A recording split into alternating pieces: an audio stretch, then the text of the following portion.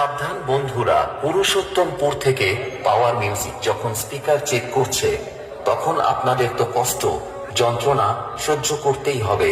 তাই তো বলি, তাড়াতাড়ি ডিজে বক্সের সামনে থেকে সরে দূরে গিয়ে দাঁড়ান। ঠিক আছে?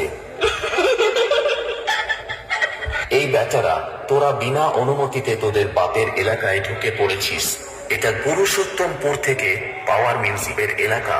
এখান থেকে তাড়াতাড়ি পালা, না হলে পাওয়ার মিউজিক এমন বেশ মারবে, তোদের কোমরের নিচে ফাঁক হয়ে যাবে, আর হাওড়ার ব্রিজের মতো শুধু হাওয়া খেলবে।